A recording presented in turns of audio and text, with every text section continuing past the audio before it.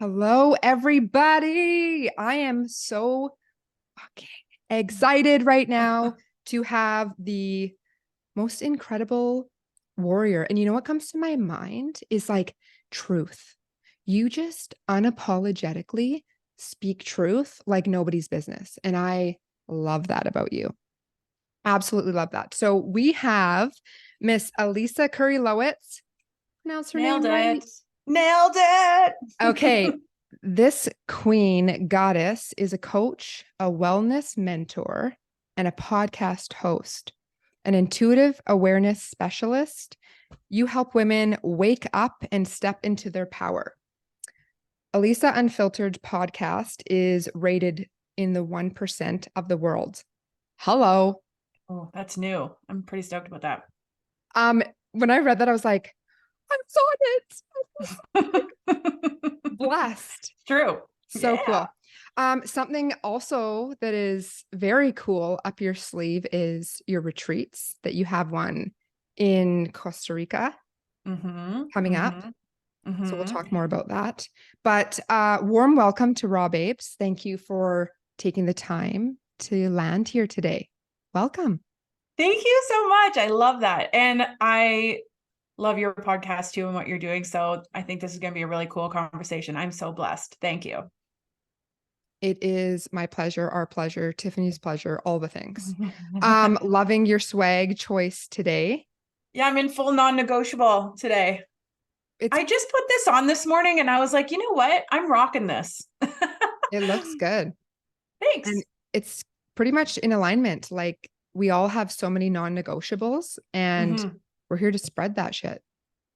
Yeah, and I really love this brand. I mean, I paid for all of this clothes. I'm not like sponsored. I'm not paid by them. I'm not an affiliate. Yeah. And I love what they do. The owners were like a police officer and a nurse who got fired because they didn't take the medical intervention, and they started their own company. And I just think it's all coming from such a heart-led place. They really were doing what they felt was best for them. And I fully want to support them. So I agree. And Mike was just on the show, so it was oh, get perfect. out of here. Okay, Yeah. perfect. Well, there you go. He's awesome. He wasn't feeling well and he listened to my advice. He put onions on the bottom of his feet. There's a video of it. I'm like, you're just Get the out. best. You're here for it all.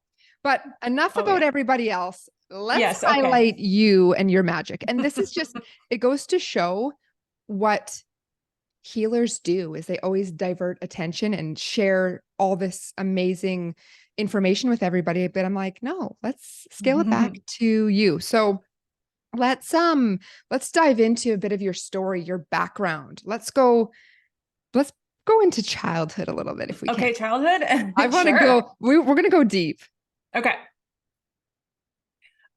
So like it from what perspective though? Like, do you want me to like I how want should I start I this? want you to go like the moment I said from childhood, what Okay. was the image that popped up in your head that was like, Okay. boom. Okay.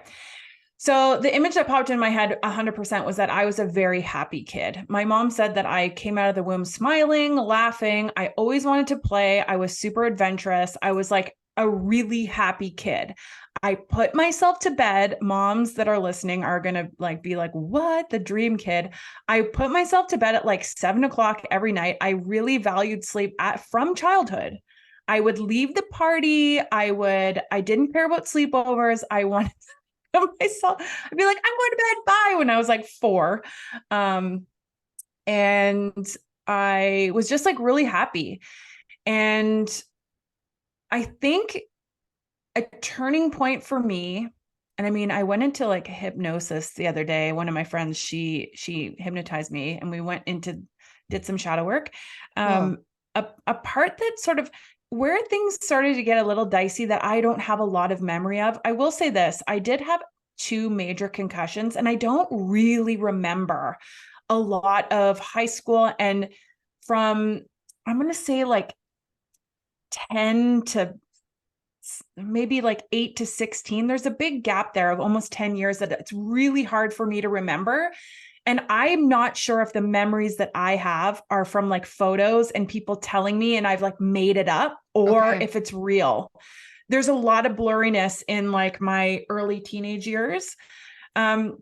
But I will say this, I became very competitive. I have a younger brother and an older sister. And my parents are the children of World War II, I don't know, uh, massive PTSD parents. So all four of my grandparents were in the war. They were in Poland. They were taken from their house in the first day. My grandmother, who just passed away last October, she grew up in a Nazi occupied concentration camp. And so they had the most scarce mindset you'll ever know. They were also, my dad's parents were a little bit older, so they actually remember quite a bit more. They were very grateful to be in Canada. They were very hardworking. They were very unemotional. They were emotionally unavailable. They were very traumatized. And so my parents are the offspring of that. And then, so they raised me the best that they could. My dad, for example, he was very competitive and made me believe that love must be earned in the same way that, money is earned, and like respect is earned, and all of these things. We had to earn all of it. And therefore, I always had to be the best. For example, if I didn't have an average in school, in high school, of 95 or more, I was like in trouble. I was unloved. I would be ashamed. I would be shamed by him. And like I'll remember this. Basically. Love would be withheld from you. Yes.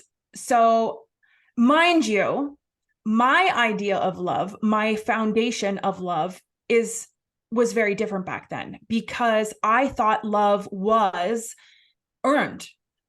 And therefore, I didn't know it was unconditional. I didn't know what it was like to be just held. And my mom was like that. I will say my mom sort of balanced it out a little bit. However, the way she related with my father also taught me that my well-being is at the mercy of how my partner feels. So she was a people pleaser. Okay. And therefore, so I'm learning, like, yes, she loved me and always gave me hugs and was there for me and showed up at every single ski thing I ever had, anything that I ever had. She was there. He was not. And so, I don't know, in those years, those formative years, I just really became extremely competitive, and would always, like, one of my girlfriends from when we were 10 years old, she always thought I was crazy because I'd make up all these games. I'd be like, beat you to the front door, beat you to the car, and I would run, I was that kid who was kind of like annoying as hell, but I was that annoying kid but she was great because she didn't give a shit and liked to let me win all the time, because that's how I felt important. That's right. So if I didn't win, I wasn't important. So it was a really interesting, like, looking back and looking at the lessons of childhood, it's really interesting to see how that storyline played out over time, and how the wounding that's in there has come to the surface to heal and to shift, and how I fully sort of, I shouldn't say fully, because there's always another layer. There's always another one. However, I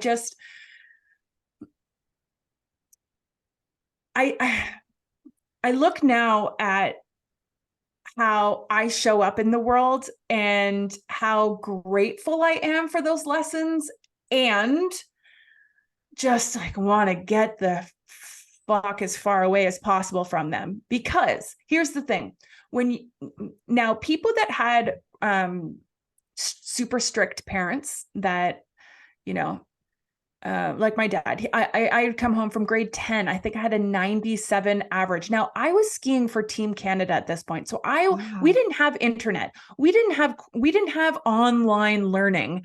I missed like 53 days that year, that semester. I busted my ass. I carried 500 pounds of textbooks, my backpack around the world. I'm skiing for Canada. I come home with the 97 average, and his response, I was so excited. Okay. His response was, what happened to the other 3%? Fuck. And I mean, kids don't get 100% averages in school.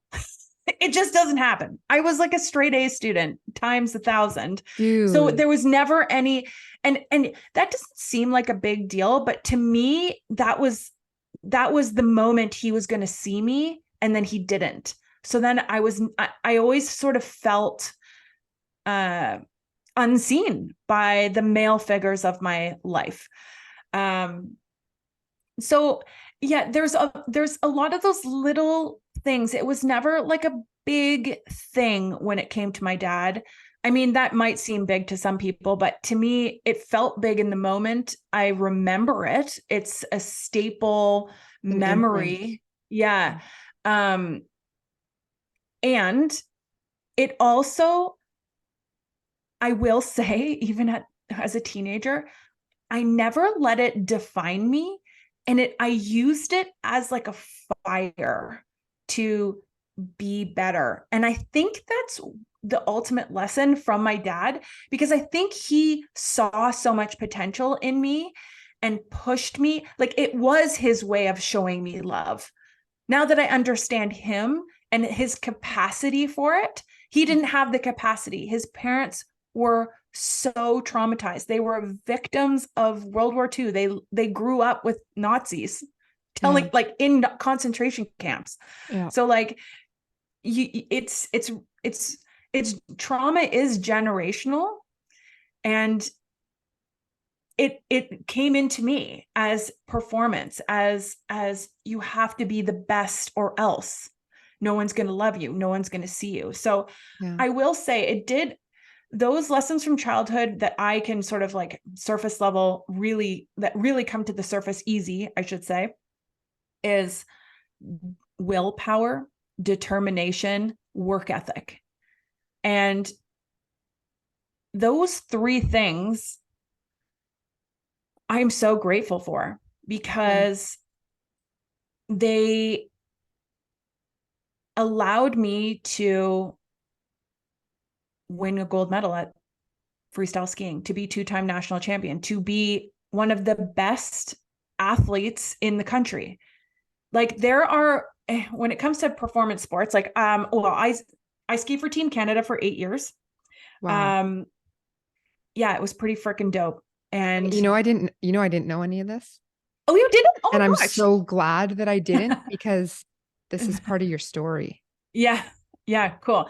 Well, it's not something that I talk about a lot anymore. However, I'm bringing it back because it's all relevant, and it's skiing for Canada was one of the coolest moments of my life. It was, however, it was also this like smishmashy blur, because I was living my life so unconsciously and in survival mode, which I didn't know. So like, I've been to, like, I don't know, 40 countries, but I'd see the airport, I'd see a minivan or a bus, I'd see a hotel, I'd see the ski hill. So like, I never really like opened my eyes and looked around. I was never really taught how to sort of expand my vision. I just had this tunnel, and I had tunnel vision. And that was because the only thing that mattered to me was winning. That's right. The only thing. Wow. And so when you have the focus of winning, you miss a lot of things. I think winning is a very important lesson, and it can also, the extreme side of it is life will pass you by, and you're going to miss a lot of things. And that's what was happening to me. However, I didn't give a shit, because I just wanted to win the Olympics. So that's kind of when my real story starts. Wow. Do you want me to share a little bit about that? I want you to share it all. This is magic. Okay. So now that you kind of know, I had this like super supportive cheerleader mom, this super strict do good or die dad, and I'm skiing for Team Canada. my goal was to ski at the 2006 Torino Olympics. Okay. And I was tracking for it the year before the Olympics. So I won my first World Cup in 2004. So 2 years before. In 2005, I had, let me just sort of backtrack. This isn't really relevant, but in 2003 at World Championships, I had a really bad accident in competition and I broke my neck, my C5. I crushed it and I had herniated my C5-6 disc. So it was kind of traumatic. I didn't know I broke it. I actually skied to the bottom. I was randomly selected for drug testing. So they have to like stay with you till you pee in a cup. And I was just feeling really bizarre.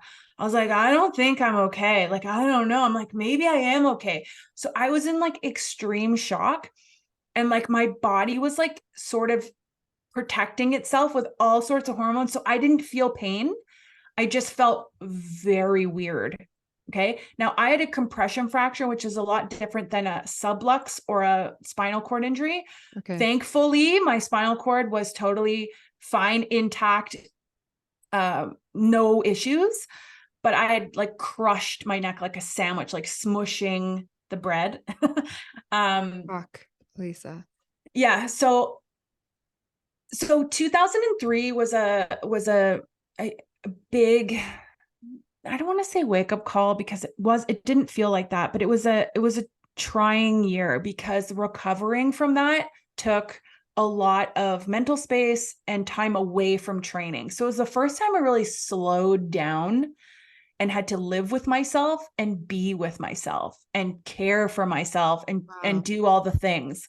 And I was like 20, I don't know, 21 at the time. So I was in my 20s and I'd never slowed down. I was going so fast and I was like, I'm going to come back a million times stronger, which I did. In 2004, I won my first World Cup and I was national champion. 2005, national champion. 2006 is the Olympic Games. And I'm like, holy shit, I was ranked second in the world or second in the country. Jennifer Heil, who's like 2-time Olympic champion, she was ranked number 1. I was happy to be her second, her sideline. She is arguably the best mogul skier. I'm a freestyle mogul skier, by the way. So the bumps and the jumps, the crazy, of course you are. So, however, coming into the Olympic trials, you can call them, there's to go to the Olympics, basically Canada takes 4 of your best results from the qualifying World Cup events. So they took 4 women and 4 men in moguls, and I was ranked second going into the Olympic qualifiers. And what happened was, slowly but surely, I kept, for lack of a better term, fucking up. I was crashing, I was falling, I was making dire mistakes. And I end up showing up at the final World Cup qualifier. It was the event right before the Olympic Games. I actually had my Olympic accreditation. I was sized. We did all the media training. I was like going to the Olympics. My parents had tickets. They were flying to Italy. And all I needed was a top 12 to go to the Olympics. And I am a top 12 skier on the worst day of my life. Like, honestly, I was a top 5 World Cup athlete. Like basically 4th place was my jam. I would always miss the podium, but whatever. Like getting a top 12, I always felt super cozy and comfortable. It was a little bit less pressure. And I stood at the top of the run. I pull out 3, 2, 1, go. And I nail my run. It was like, I crossed that finish line and I was like, oh my God, yes, I'm going to the Olympics. However, freestyle mogul skiing is a judged sport. And a couple of judges didn't love what they saw and they positioned me in 13th place. I was 1/100th away from going to the Olympics. They didn't know that.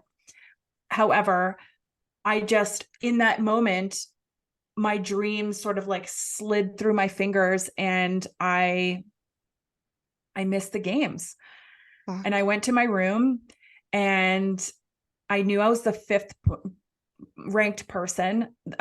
This other woman who's an excellent skier, she was a rookie. She was a rookie on World Cup team. She actually ended up going to the games. Wow. And I was told I needed to pack my bags that night and leave. There was a bus waiting at 11 p.m. that was going to take, I'm like, I can't stay here. I don't have a ticket home. Like, what am I supposed to do? They're like, you have to figure that out. Pack your bags. We don't want you here and wrecking the moment for the Olympians, because they had switched to Olympic pre-training mode. They wanted none of us that weren't going there to like damper the mood or like bring down the vibe. So they literally like made us pack our shit, put us on a bus, and I was dropped off in the Milan airport at like 3 a.m. I had no ticket. And I walked up to like the Air Canada desk when it opened at 5 a.m. And I was like, hi, can I have a ticket? And it cost $2,100. I still have it. It was like a paper ticket one way. And I got on a flight and came home. And I never competed professionally again. Like the way I was treated, the way that was, I just like, I couldn't believe it. In addition to that, there was a 2-week training period and then the Olympics, which was a week long because moguls is in the first week. Okay. So for those 3 weeks, I did not get one single message, email, how you doing from anyone on the team, from my coaches, from Canada Freestyle, nothing. I was like this forgotten soul, and it was like soul crushing. And in those 3 weeks, they were so dark. I don't think I left my mom. I lived with my mom at the time. I don't think I left my room. I think she just like brought me food and like checked in. Yeah. I like couldn't. Yeah. What happened there was I lost my identity. All I wanted from the beginning of time was to go to the Olympics. When I was a kid in high school, I would stand up during the national anthem and envision myself standing on the top of the podium at the games. Like I said, I had tunnel vision. So when I lost that opportunity, I lost myself. I no longer knew who I was. It was this cracking open of my identity. And I went into a deep, dark depression. Wow. And no one really knew how to console me. I didn't even know how to console me. I quit skiing. Then and there, I was like, I blamed everyone. Okay. Everyone for the way I felt, for what happened. I took zero responsibility. I punished myself relentlessly. I drank every night. I started smoking cigarettes. I was partying. I ended up meeting this guy at a bar who was super fun and good looking and hip and charismatic. And I ended up marrying him. Turns out he was fraudulent. He was abusive. He was mentally and sexually abusive.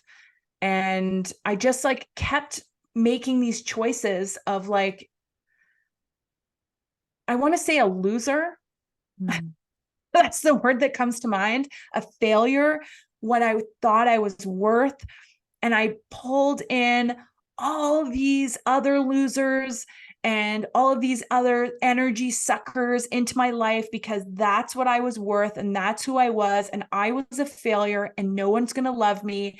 And I pulled in and I sort of sat in this bubble of doom for like, I don't know, 5 years.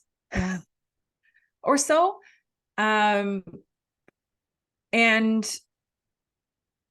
at the end of it all, the cool thing that happened was one day when I was in my house, my ex had left for work. The ex. The ex had left for work. And I looked in the mirror and I did not recognize myself. I looked in the mirror. I had gained 85 pounds in a year. Yeah. I had like you couldn't even see my eyes anymore. The sparkle in my eyes. I couldn't recognize the person. And Wow. in that moment, I had this voice, and it was maybe my intuition, maybe it was my soul, maybe it was, who knows, my inner child, someone. At the time, I didn't know. I was so shut off and blocked from anything spiritual, from anything positive, from anything outside of the box I put myself in, and nailed the lid shut. Yeah. And the voice said, help me. And Mm. then it said, who are you? What Yeah. are you doing? Like, let's fucking go. So I was like, what is happening to me right now? Like, and I just had this like veil lift and be like, wow, look at what I've done. Look at my life. Look at the choices I've made. And I immediately in that moment took responsibility for it. Now, it was a big tidal wave of shame and guilt and terror, Yeah. as well as then my sort of like my training, my resiliency, the fire sort of built inside of me to be like, okay, I got myself into this mess. I can get myself out of this mess. Like, what are you doing? What are your values? What do you stand for? Let's go. So, over the course of the next year or two, I would say I got divorced. Yay. Good job. Yeah. Huge. I How quick was moved. that from looking in the mirror to actually checking out with the relationship? um, so let's talk about the ex for a sec, Let's do it. because there's a couple, I was with him for 5 years in total. We dated for, we dated for like 3.5 years, got engaged, did like a 18-month engagement. So wait, no, it was a 2.5 years. We did an 18-month engagement, and then we were officially married for 1 year. I'm in the 1 year club. Anyone that's listening, yeah, high fives. Oh, I love you. So I was one of those women that was walking down the aisle. My dad walked me down the aisle. Now I'm estranged from him, but I did ask him out of Okay. tradition, I think. And he drove me to the wedding. He did not know my ex at all. He did not. I think they met each other maybe like 5 times. We barely, I didn't really have a relationship with my dad. I still don't. However, when he drove me, this is an interesting story. When he drove me there, he pulled up. So we got married at this really beautiful place. It was outside. There was a gazebo, and then the hall was inside. Okay. So the wedding part was outside, and then the reception was inside, and it was just really beautiful grounds. And you pull up, and the building is sort of blocking you from the gazebo. So no one could see me getting out of the car, for example. It was all hidden. And he drives up, and we stop there, and he says, maybe the most profound thing he's ever said to me. He says, do you want to do another loop around the parking lot? And I was like, yeah. So then we do another loop around the parking lot, and we stop. And he says, do you want me to drive home? And I said, like, my inner voice was like, yes, I do. Let's go home. I don't want to do this. Like, fuck off. Like, what am I doing? Like, that's what I was.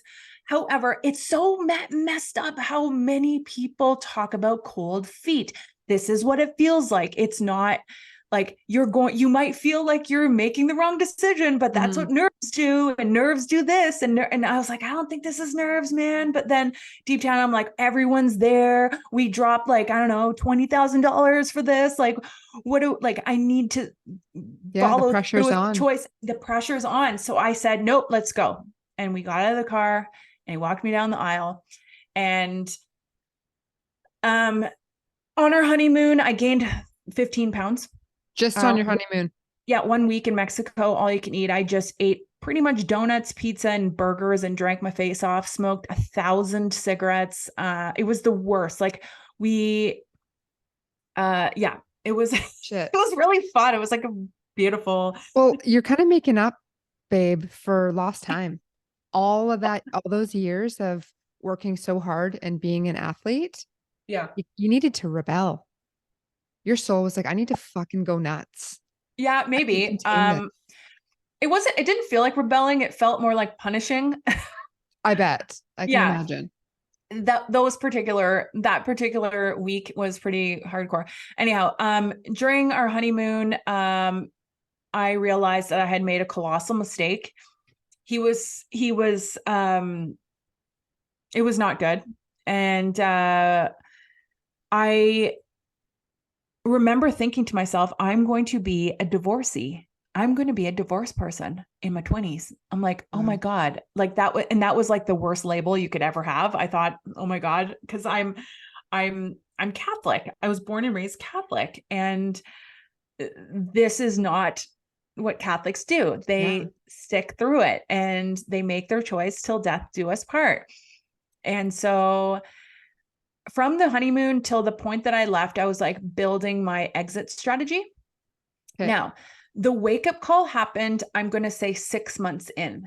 Okay. So the Well, it wake up sounds like call, it was even at the beginning yeah. of that drive, your soul and your intuition. Oh yeah. Well, Dad, I completely shut it down though. Like of course. he sparked it. I always give him credit for that. Like he Okay. got me, he knew. He knew, and he doesn't know me, but he knew, and I squashed my intuition. Like how often do women do that? We hear it loud and clear, and then the voice of the ego pipes up and tells us what to do, and we do that. We squash that voice. That, like, I was the queen of that. Those little tidbits were coming up every now and then, but the time that it showed up and I heard it for the first time and decided to take action, it's like divine timing. I wasn't ready for I wasn't ready for it. No. And when it came, when I stood in the mirror, I was about 6 months into my marriage, and I was like, oh my God. So one thing led to another. And like, I don't mean to be like gossipy but just in the relationship, I knew something was up. I knew that the ex was not faithful. Yeah. I, at the time, had started coaching. I was coaching the Ontario freestyle ski team. I was leveling up. I stayed in the sport of freestyle. I didn't completely let it go. I didn't know what to do with my life. So I got into coaching, and I was away, like, I don't know, 200 days a year. So Wow. that's a lot of time to be away from your partner, Yeah. from an unfaithful partner. And the interesting thing is, our neighbors, it was like in October, November, I think I was in Switzerland with the team, and they saw my girlfriend. She saw a white car go into this. Actually, the same thing happened to my mom. I kid It's you actually not. just I was gonna ask you about your mom and dad because it sounded like she exited. She finally found her voice in herself and was like, enough is enough. I don't know who. I think my dad left my mom for Okay. his secretary, who's 20 years younger, and that was traumatic for us as well. We were teenagers, and Yeah. then I think she's only like 7 years older than my older sister. Um, so, however, this story happened to my mom too, like almost verbatim, with a white car and everything. Like, my Shit. neighbor saw a white car go into my garage, Wow. and the garage door closed. And that night was the first snowfall of the season. And she saw the tracks coming out in the morning. So she knew that whoever was there stayed the night. Wow. Okay. And she told me, Divine.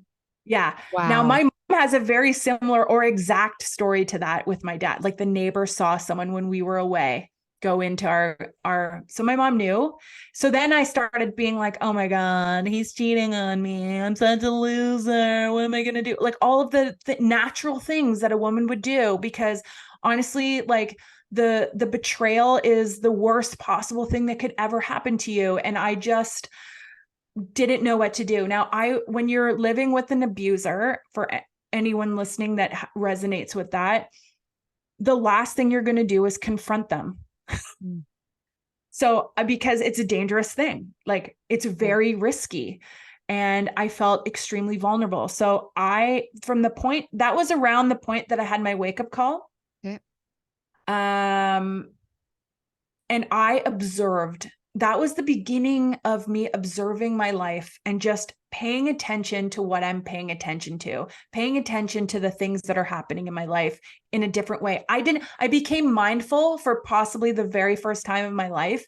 There was a lot of negative energy around me, a lot of victim, a lot like in my opinion, in my professional opinion, the two personalities that pipe up when we're in struggle is the victim. So the victim hat and the judger.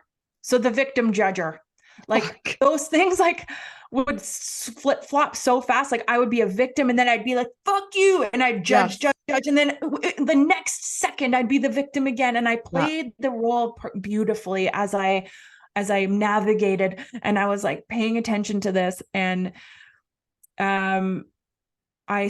I did the thing that most women don't do until they do it, which is I read his phone.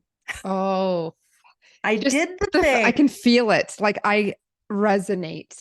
Oh, so gross. So icky.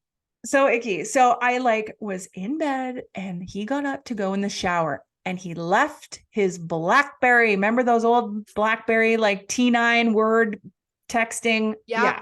Don't even get me started on that thing. Ugh. So I was like, he's in the shower. I can hear him. He didn't come back for his phone. He always took his phone with him. Of course. And I was like, here we go. And so I started, and I heard, like, he took the fastest shower of all time. Like he knew.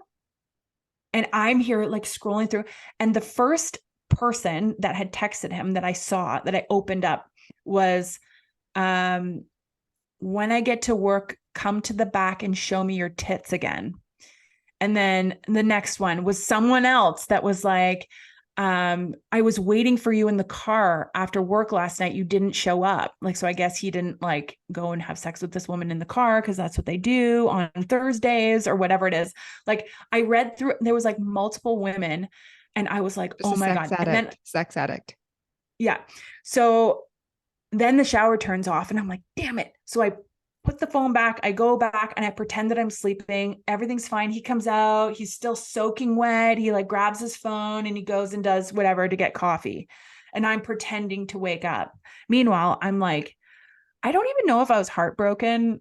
I don't think I was. It was at that point, I was like, I was heartbroken. There was some betrayal.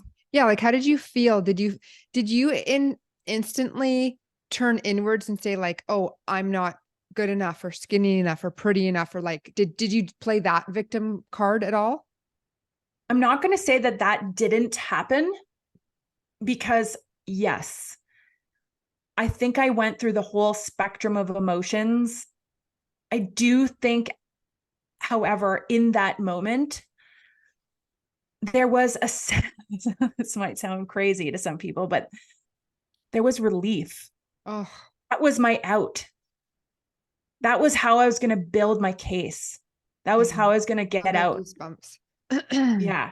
So, and then of course, you know, I actually posted about this today. Our feelings are not our truth. Our feelings they're not facts. That's right. They're so, I mean, that moment, I probably felt a million different things, different feelings about it, because, you know, you make a mistake, you'll feel really shameful, really bad. And then you'll be like, whatever, that was awesome. I friggin' did it for the first time. And then you'll be neutral about it. Like you're going to go through all of these things. So I think I did go through the whole spectrum of emotion.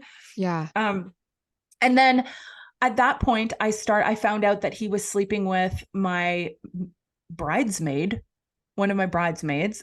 So a good friend of mine. Yeah. Was that the white car? No, I don't know who the white car was. Okay. I never found out. It was probably just a one night thing. Wow. Yeah. And so I built my case and I got a lot of facts and I got people's testimonials, and I felt like people that knew him, cause he was a bartender by night and he was a fitness trainer by day. So What people a that, what a yeah. perfect combination. Right? Just Yeah. amazing. Just Fit the amazing. bill. Yeah, totally. Fit the bill. And I got like, I just, people were starting to talk about it. Like I started talking about it with people and people started to talk about it. And so I one day got all the heart balls I freaking could put in my body. And I confronted him and I told him that I was leaving and I told him this is why. And I told him I knew names at that point. I knew locations. I You had knew what they were hard doing. fucking I knew evidence. hard. And I was like, all I need to do right now is read your phone. And this was him. He was like, delete, delete, delete, delete. He was like, read my phone, read my phone. No, and he's like taking his phone and just deleting as many things as he possibly could. He took his phone, whipped it at me. It like flew past like my cheek and landed into the wall like this way. And people can't see this if they're just listening. Like, not phone facing, but like side facing, and it stuck in the wall just like that. So I walked up, I pulled it out, and I just kind of went in and said, here, this person. And I put the phone down and I said, I'm leaving and I'm going to give you 24 hours to get your shit and fucking go. What did he say? And he said, it wasn't me. He said, I don't know what you're talking. He was so good at manipulating. So convincing. The first of many arguments that he made up. The problem, here's the thing. I didn't give him a chance to even, I didn't give him a chance. I don't think he deserved a chance. I didn't at the time think he deserved a chance. In hindsight, I should have maybe listened to him. It would have maybe de-escalated what followed. Okay. But at that point, like I was done. There was nothing that no one could, like I was done. So he ended up getting to the point where he was threatening to commit suicide. So he grabbed a knife, he started to cut himself. And so I called his mom. I didn't know what to do. I was like, I have to leave. This is an unsafe place for me, for everyone. Yes. So I called his mom and I said, get into your car, drive to my house right now. I am leaving your son. He is threatening to commit suicide. This is not my problem anymore. And if you can't be here in the next 15 minutes, I'll call 911. And she said, I'm on my way. So she came over and I left. And that was it. And he didn't commit suicide. Obviously, it was just a ploy. He ran into the arms of someone else. The next weekend, he was posting on Facebook at this horse ranch, like having a time with some other woman. He ended up getting another woman pregnant. He's like, he just, yeah, he was fine.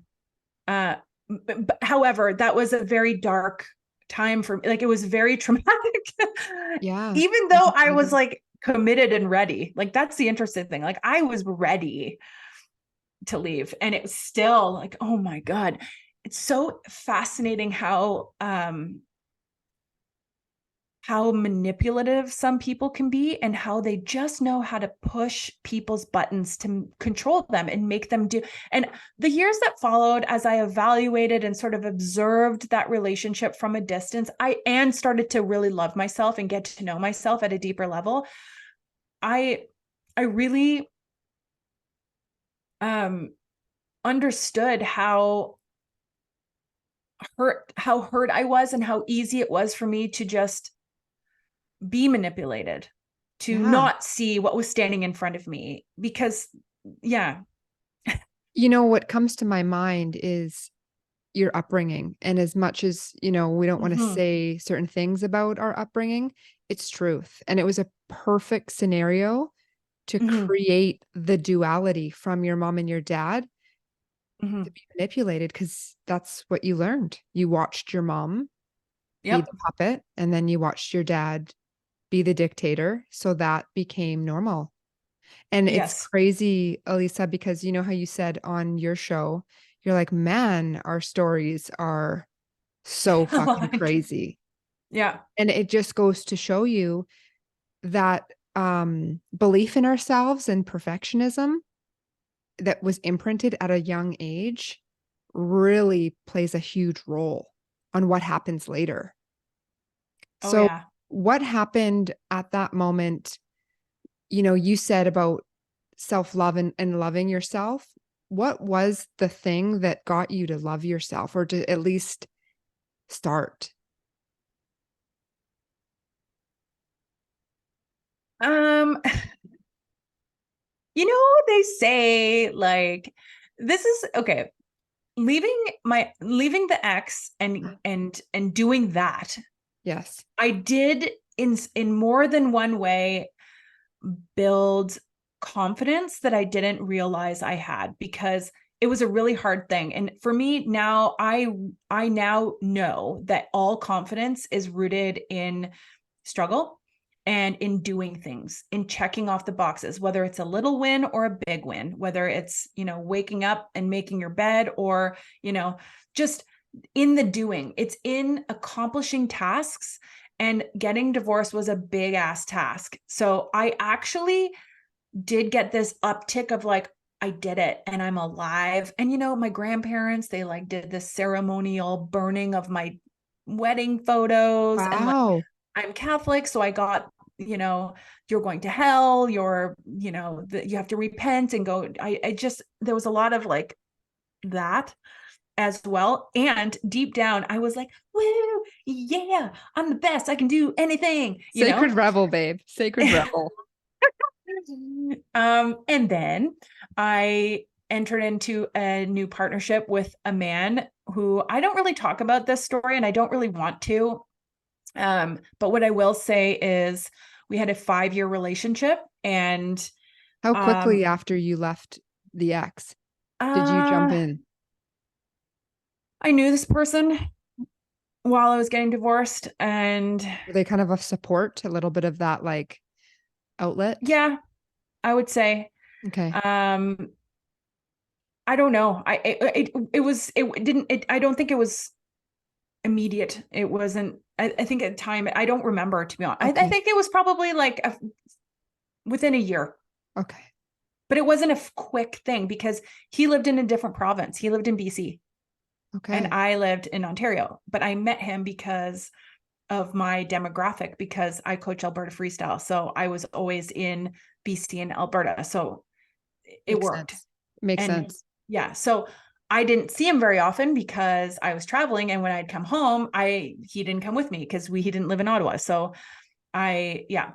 You were still, I feel like that's kind of the best because you're still like gaining this momentum of what it's like to be with thyself. Like, what is it like Yes. just being at home with you with no codependency and no distraction, Yeah, right? totally. Yeah, I would say like, and it's also all I knew. I Yeah. never, like, I've been traveling for as a competitor, just even interprovincially and provincially since I was like 16, 17. And so it just seemed totally normal that's how I would relate to someone. And he was cool with it too. And Yeah. long story short, at the end of the 5 years, I was going to move to the little small town in BC that he's from. I had started a business there. I was going to start a run. I was going to do local running events. My company was called On Your Marks, and Oh, I had a wicked logo. We were looking at houses to buy together, and he just wow. always kept like stopping the moving forward together. So I was like, I'm going to move to BC. I'm fine. I can move there. Like, let's go. Like, I work for Alberta Freestyle. It's even better for me. I'm so close. And there was always something. And Okay. around the 2-year mark, Mm, 2 years of there's always something, the little voice in my head said, something's not right, Elisa. What the fuck are you doing? And I was like, shit, here we go again. And he was married and had a child and lived with them. Yep. perfect. And that's why we weren't Moving forward. moving forward. He already moved forward. Yes. Holy So shit. I knew that he had been married. He had told me that he was divorced. So that was something we had in common. And I read his phone. Funny enough, he had a work thing in Montreal. So I drove to Montreal. It's close to my house. And he was in the shower. And the playbook couldn't have been more exactly the exact same. I freaking read his stupid BlackBerry. Fucking Black. Okay, I'm telling you, I hate the BlackBerry. Just for the record, that's where all the shit was hidden from me. Was this damn Uh-huh. BlackBerry? Yeah, the BlackBerry. I had a BlackBerry too, so I knew how to navigate it. Like now, Michael has an Android. I'm like, what the fuck? How do you even get this thing open? Because I'm an iPhoner. Oh my god. Yeah. So, so yeah, so I read his BlackBerry, and there was a lot of things. There was deep, deep conversations with his wife, with his kid, Did you know he had a kid? I, I, it's a long. I kind of did. Okay. I wasn't sure. I Okay. don't know. I didn't know it. I don't know.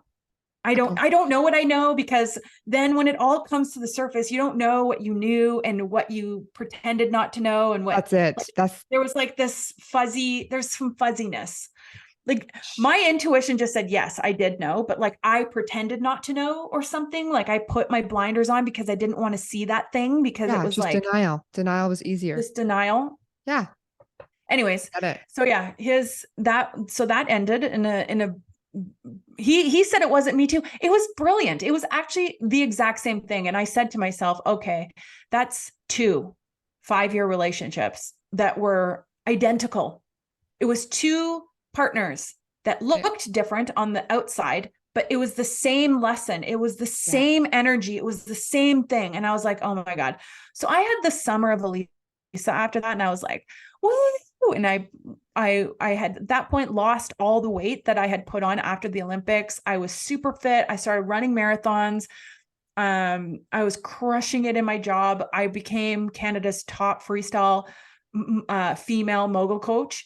I started Yes. coaching coaches. I was excelling. My team had gone from the worst, Alberta team was the worst in the country, to the best. I was working with top elite trainers, mindset, mental health people. I was leveling up, and I was the #1 female coach. Actually, arguably, our team was the best team.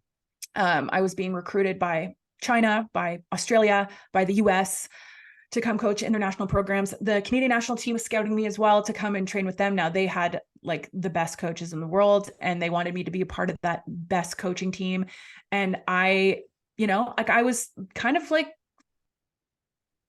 I don't want to say a big deal, but I was really excelling in my job. And Ah, I was really shitty at my relationship, at my personal life was like a disaster. So I had the summer of Elisa. It was really fun. At the end of the summer, I had one more relationship before I found myself. And that was thankfully just a year.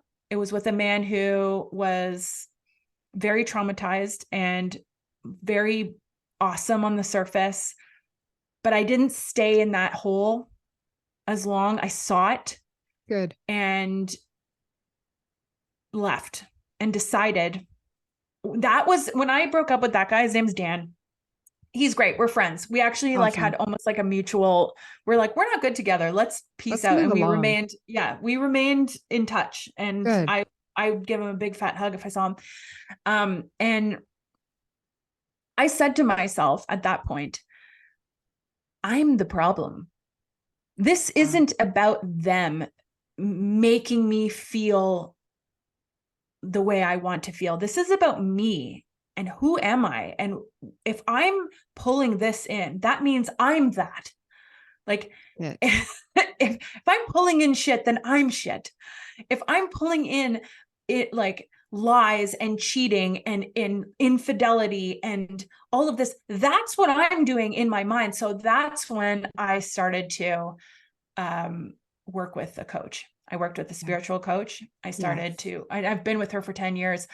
I went and saw her twice a month for 10 years, and she taught me intuitive awareness. So you mentioned I'm an intuitive awareness specialist. This is when it all started, because I recognize that it's all about me and my program and what's in my head and how I see the world and how I cope and how I respond to difficulty and how I react emotionally. and the choices that I make in those moments for myself, what I'm pulling in. And I decided, and this was crazy. I was like in my mid 30s. I decided not to date anyone anymore. I was going to date myself. Yes. And I didn't set a timeline. I didn't I didn't say I'm giving myself a summer, because I already had the summer of Elisa. It was fun and whatever. I wasn't sleeping around like crazy on the dating apps, obsessing, trying to get that feeling of being complete. Like, you complete me bullshit. Lies. And lies. Yes. And I started to say, how do I complete myself? Woo! How do I become whole and feel whole? I know I'm whole. Why do I feel half empty or empty entirely? Like, why is that? And I guess at that moment as well, like, it was, as you can see, like, it's all sort of progressions. And it took me a really long time to have this like final, I'm going to take action. I'm going to actually do something with my life, because I was so afraid. And I'm a doer. I'm a disciplined person. I am a high performance athlete. I'm high performance minded. And it still took me time, because emotions and our conditioning from childhood is so deeply woven in the fabric of who we think we are. So I really had to take that time to unlearn, to undo it, and rewrite the narrative. And so I would go on dates by myself and I felt like a giant loser. I'd be eating dinners alone. I went to the movie theater. I'd order big ass popcorn and eat the whole thing and feel sick, go home and shame myself.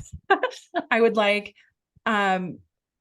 I would do new self-care routines. I would get up in the morning. I started loving my body in the shower. I started like talking to myself. I started paying attention to what I was saying, paying attention to my beliefs on love and on relationships and on everything, and working with this coach and having her help me and guide me through this process. Because when, as you know, when you have breakthroughs, when you start to move into a place that you've never been before, the uncertainty is like a glass ceiling. So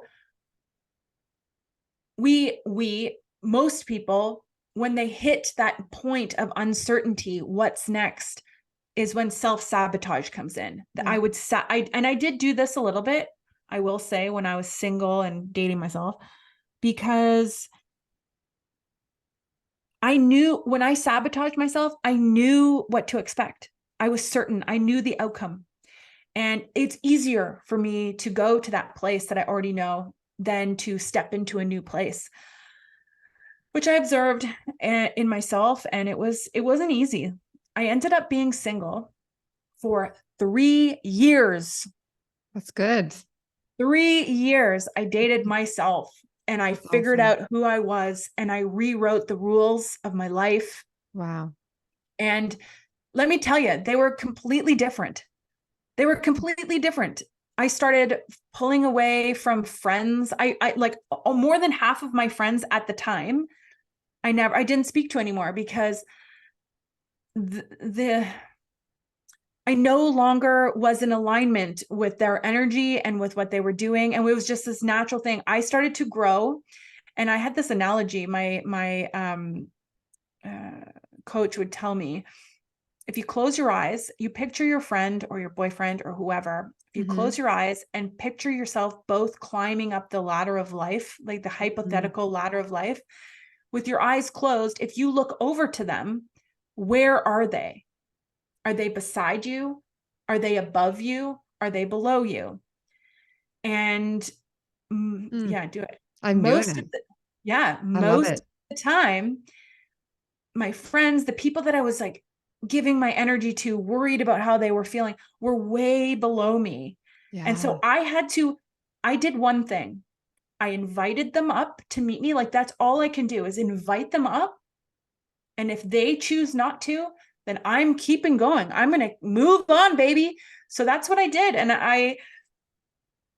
it was awesome. And then randomly, without a dating app or anything, Michael, my current boyfriend, who we've been together for almost 5 years, and we live together, and it's like the best ever.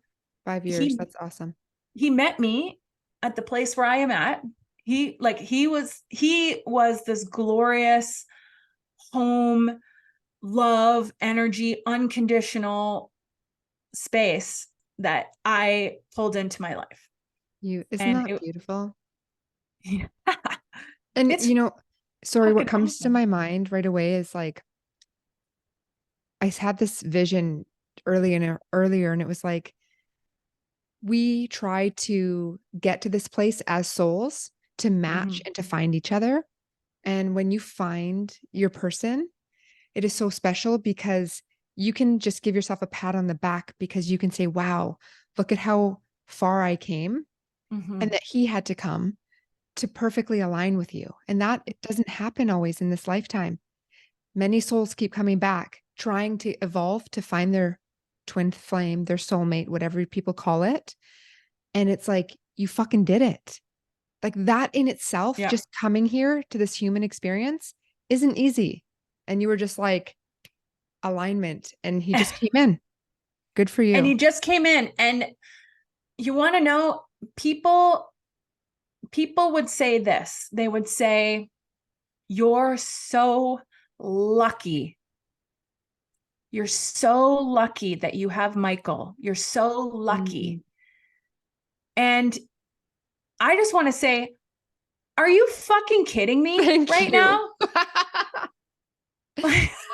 No, I'm like, thank you for saying this, please. Yes. I'm like, I sure as shit ain't lucky. I've been busting my ass inside and out to attract this life. And now I know the recipe, and now I'm doing it, and I'm teaching how to do it. But And you you are get the recipe. I am the recipe, and I'm teaching you how to do it. And you are choosing not to. You are choosing to say, I'm lucky, and not see the way I'm choosing to take responsibility for my life and move into a vibration, a space, a life that I want, that I actually want. That you're creating and choosing. You're the I'm director, the I'm the producer. director. You're Yes, the main I'm the character, CEO. babe. Yes, I am all of those things. And sure, sure, we fight. Well, actually, we don't really fight that much. Like You Michael see and I, things different. That's okay. yeah, Michael and I have we have deep, meaningful conversations. He has broken my heart more than once. And in like old Elisa would have run away, been the victim judger immediately, and blamed and made it all about him. And he's hurting my feelings. And instead, I learned how to observe my automatic emotions coming up, make space for them, and not react, and respond instead. So I remember this one moment super clearly. We were in the hot tub, and he said something. It was devastating. Let's hear it. Because we're trying to have babies. We've been having a really hard time. And Well, we need to talk because yeah, I have a yeah, lot to actually share with you. we Let's do should that. talk. We'll do it later, but this could Okay. also be another episode down the road. But I Sure. can really assist in this area. So anyhow, Yes. So he said, I like after COVID. So we can do 10 podcasts if you want. I think After we need to. COVID, yeah, I lost my job. I wasn't making any money, and I was on CERB. I was collecting the CERB. I Yeah. had no money. Is the I was CERB like trying to we call it welfare? Is that what CERB it's is? more than welfare. CERB was the Canadian Emergency Recovery Benefit that they Okay. gave at COVID for all the people that lost their jobs. So you could apply Okay. for it. It was $2,000 a month. It was one of the reasons why Canada is in such a shitty place fiscally, because it was super, like, for Mm. them to lock down and do all that, it was like so fiscally irresponsible that, Yeah, they yeah, created their own problem. That's yeah. yeah. And I took that money because I needed that money. Yeah. Like, and we were sitting in the hot tub, and he said to me, I don't see us having kids together. because you need to like pull your weight financially, basically. He didn't say that exactly, but he said something along the lines of, because of the instability of my job, he felt threatened a little bit. Like he said something like he just can't see us having kids anymore.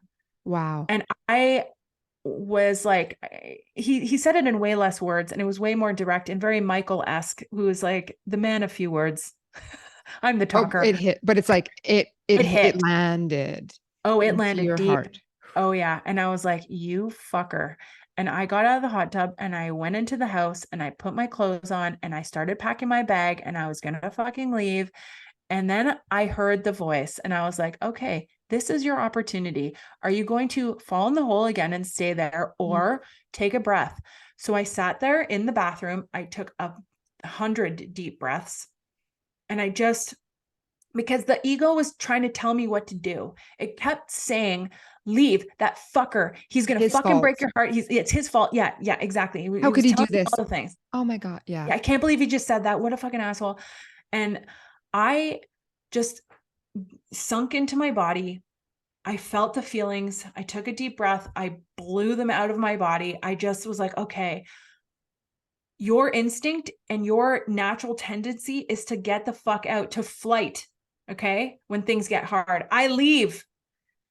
And I was like, I'm not going to leave. I'm going to give him the opportunity to explain exactly what he meant. Oh my God, there's like this bug that just flew out of my laptop. That was weird. That is It's a crazy. ew. Anyways, okay, I'm going to pretend that didn't Wow. happen. So What kind of bug was that? I don't know. I think it was like a beetle. Okay. I think it was just one of those stupid beetles Well, that's hey, around my house right now. it's not stupid. It's a beetle and there's energy there, and it's a spirit animal that's giving you a message. So we'll have to see what type of beetle that is. Okay. Okay, keep going. Anyways, long story short, he was coming out of the hot tub when I like kind of came back to talk to him, and I said, "Did you mean that? Like, what did you mean by that?" And he was just like, I am so sorry. That came out so wrong. And he like explained himself. And we just had this like super deep conversation that connected us in a way that was like unbreakable. Like Oh, however, we both had to hold space. Like he said something that he didn't mean. I responded like I always do, ran away. And then we came together and worked it out. Like imagine that. Like imagine. Oh, wow. and then things just got better from there. And so that exchange was the foundation for many other exchanges. So we both felt safe to go deeper and to speak our mind, as opposed to doing that reactive dance and play games with one another.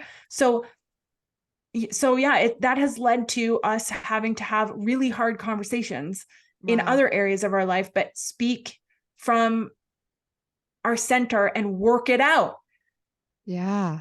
And it's like communicate, and it's like what we really mean. It's like what our truth is without like unapologetically hurting somebody else. We're always so concerned, people pleaser. We would hurt ourselves before we would, hurt another. And it's like, just say it. And then what's the worst that could happen? A beautiful relationship can be birthed. And Yes, exactly that exactly. happened.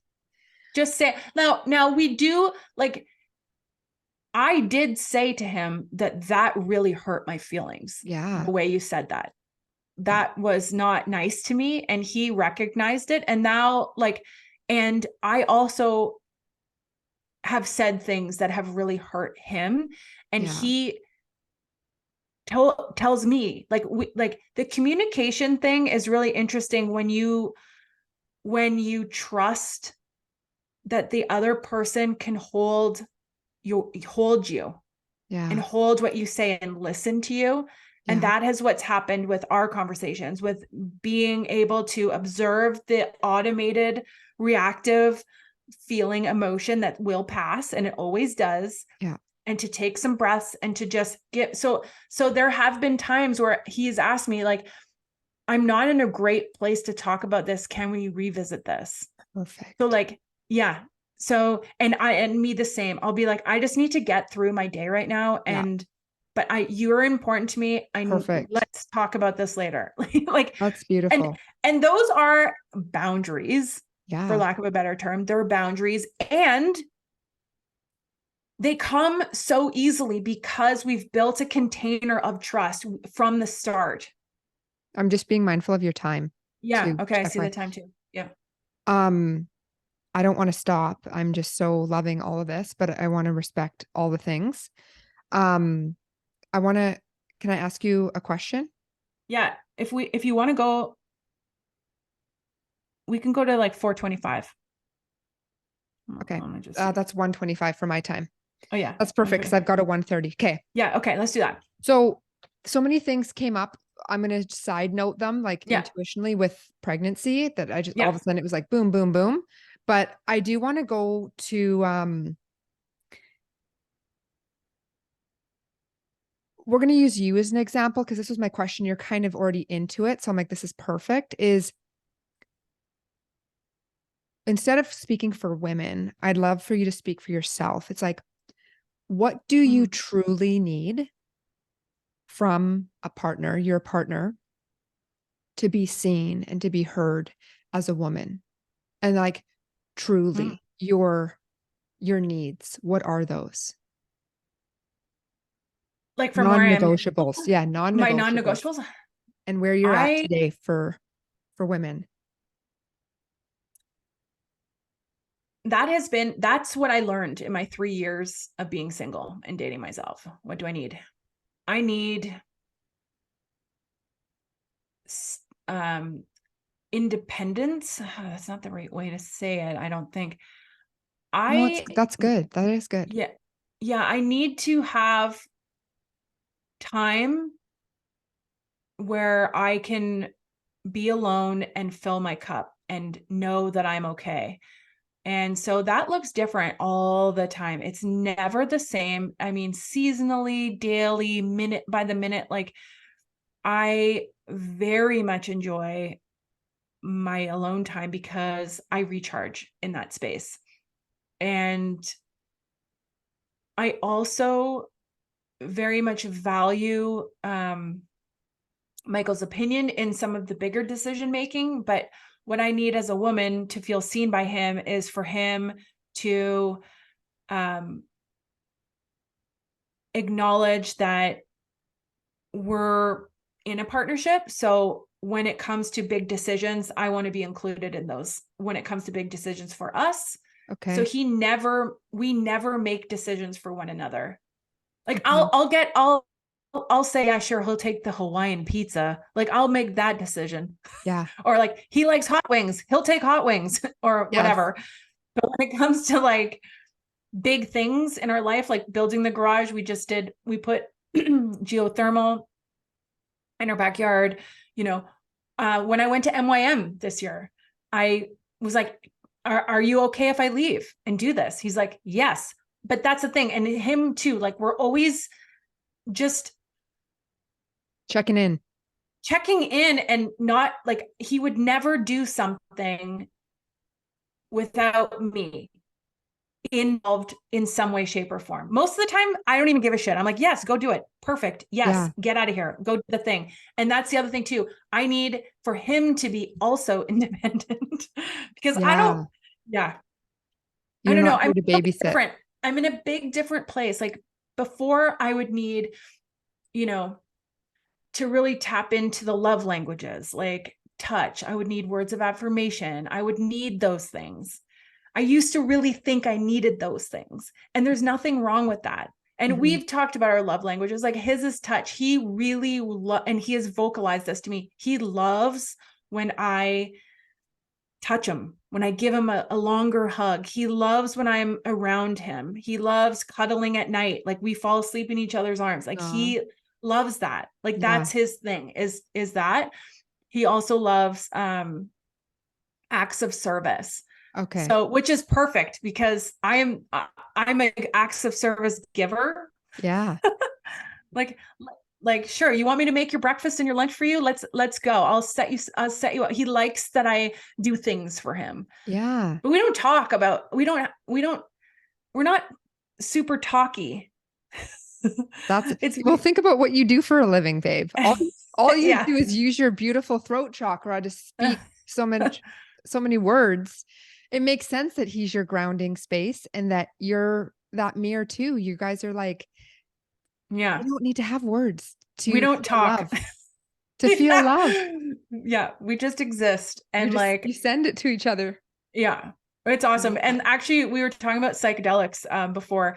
Him and I did a healing journey last September, so a year and a bit ago. And I saw him. I had this wild journey. I won't get into it. We should do we should co-podcast sometime.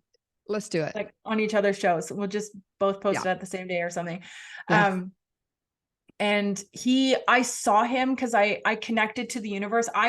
I traveled through space and time. Yeah. People that have never done this before. Nope, it's not funny. This is real. It's not funny. It's so real. Badass. I traveled through space and time, and I was like attached to the grid. I saw the grid. I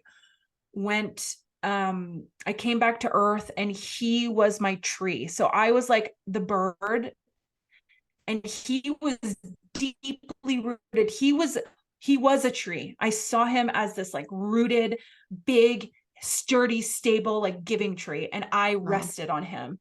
And it's funny because he kind of, that resonated with him. Like he was on his own journey. We did like over 3 grams of mushrooms at the same time, but not with each other. We were facing different ways. We had music on, we were in our own heads. Yeah. But when we were discussing it, he feels that way in many ways. And it was awesome. So cool. I love that. And I love that you guys are doing that together. You're evolving together. This is the whole point, is like being with somebody that's open to trying things and to evolve together. So I'd like to know, what is the one thing, like what is the one thing that you want to impact this world? How do you want to do that? What is that for you? I want to wake women, people, men and women, but specifically women, up to their conditioned mind. I want to wake them up and lift the veil from the program that they were programmed. I want people to really understand that when they were born, the day they were born, none of the words that they currently think were there. They didn't know language. They didn't know love. They didn't know hate. They didn't know fear. They knew instinctual. Maybe they knew love because they are love. Good point. Maybe they did. Maybe they knew fear because being born is probably a little bit scary. Yeah. Maybe like, however, my point is that we learn from our caretakers, from our parents, from our neighbors, from our teachers, from our culture, from our country, from the media. We learn how to be who we are. So if you are unhappy, if you feel unfulfilled, if you don't feel like life has meaning, if you're running on empty all the time, if you're just like going through the motions and every day is Groundhog Day, and you're like, is this really life? If you're there, first of all, I have so much compassion for that. I know what that feels like. I know what it feels like to be in a really deep, dark place and have no idea how you're going to get out. And every option feels impossible.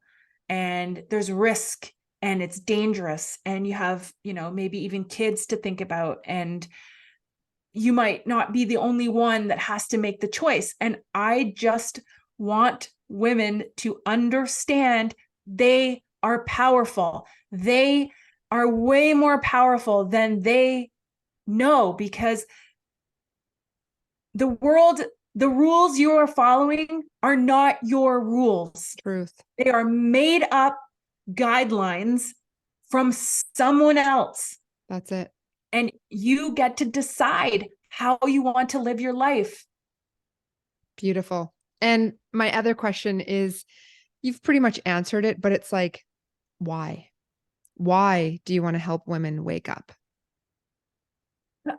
Because Well, there's a couple reasons. I would say at the beginning of this, because there's so much suffering, unnecessary suffering. And I realize we come into this world to have an experience, a human experience, and we're choosing where we come in and who our parents are. If you want to believe in all of that stuff, which I do, Right. I and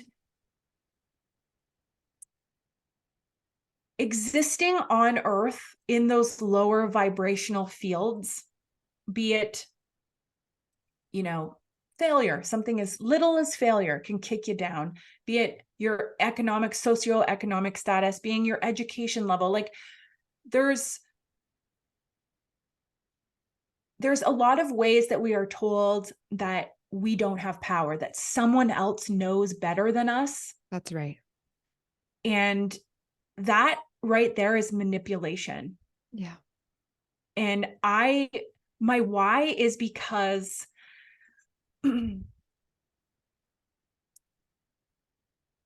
life is so much fucking better when like there's no better way to say that.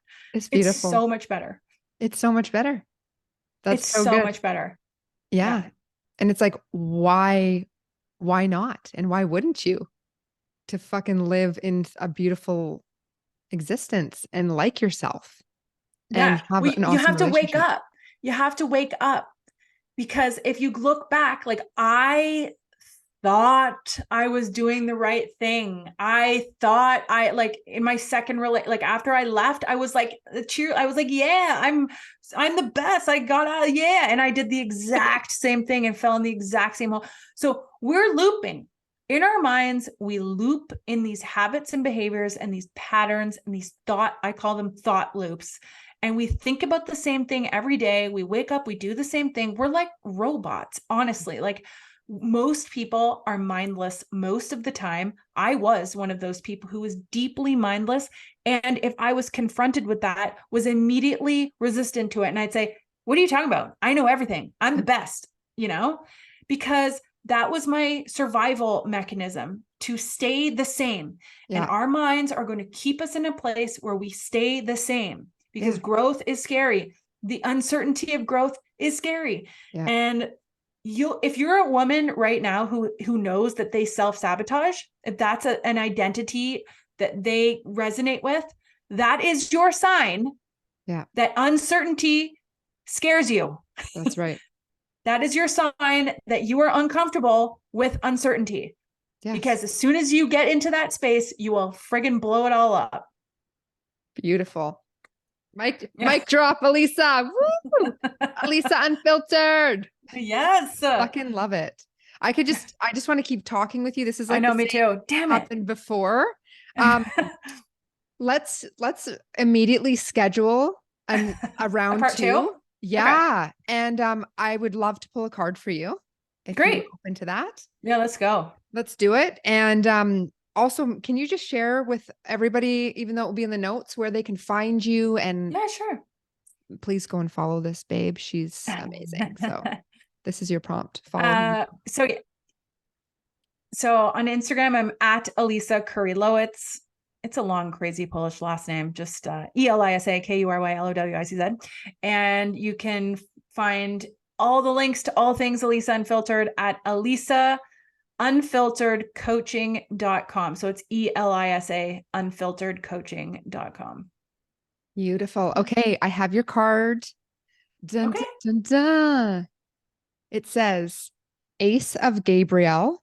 And there's this beautiful woman with her wings and her freaking, I don't even know. It's like a goddess stick.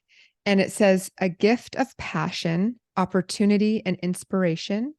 The chance to do something amazing, a sense of wonder. It's so good. See, that's me. I'm the bird. And Michael is the tree. Are you kidding me? See, yeah, that was for you. That was for you to see that. That's what I looked like when I was on mushrooms, right there. This is you. Also, I have to tell you too, after I was off of your show, all that I see now are fucking crows. I went to a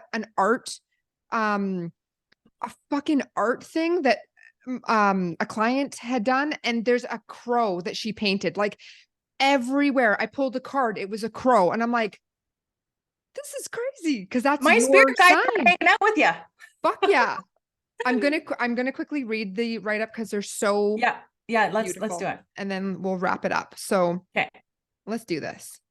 And Archangel Gabriel is, we called them in before we even started. Here we go. I've got my glasses. And it's an ace. Come on. Let's go. Okay, we're going through king, queen. Give me an ace. What the hell? What the hell? Is ace at the beginning like one? It is. Of course it is. You know how that is sometimes? Yeah. Because it's you're number one, babe, on the podium. Yeah, that's right. Because I'm a winner. Yeah, you won the Olympic gold medal for in my mind for like 25 coach. years. Yeah. Of course you have. Absolutely, babe. Okay, here we go. Let's do this. Oh my God. Oh, a wonderful gift is coming your way. It promises passion, opportunity, and inspiration. This is a time of action when you're called to take up whatever activity motivates you most and make great changes in your life. Don't hesitate to move forward. It isn't necessary to know every single detail of what comes next in order to spring into action. You may be offered a new job or promotion, or you could start your own business. Accept new adventures and opportunities with open arms. Additional message, a sense of wonder. News of pregnancy or a birth. You have a special gift coming. Love it. Oh my God, can you make this up? Love it. Wow. Sure can. Thank you for that. Oh, I'm just like, I had all these things flood in anyway. So thank you for your time. Thank you for being on the show. I love spending time with you. You're a beautiful gift, and I love your energy. And I can't wait for more. This is just thanks for letting me say that. I haven't talked about those things in a long time. So thanks for holding space for me to do that, as opposed to all the like worky mindset stuff, which is also great. Yeah. But yeah, thank you for that. Yeah. It was time for you to be seen. And a lot of old stuff got just exited. It got freed that we didn't even know that we sit and hold. Yeah. So you're welcome. Out. And the beetle. And the beetle. And the beetle. The beetle flew out real out of my laptop. Like came out of like the numbers. But that was an energy that was not welcome in there anymore. I guess not. Yeah. Okay. Thank you everyone for tuning in, for watching. If you're listening, we're on YouTube. You can see the beautiful Elisa, and make sure to follow her. Don't forget to like, share, subscribe, comment, review, do all the things. Okay, Elisa, thank you. Thank you. Have a good one. You too.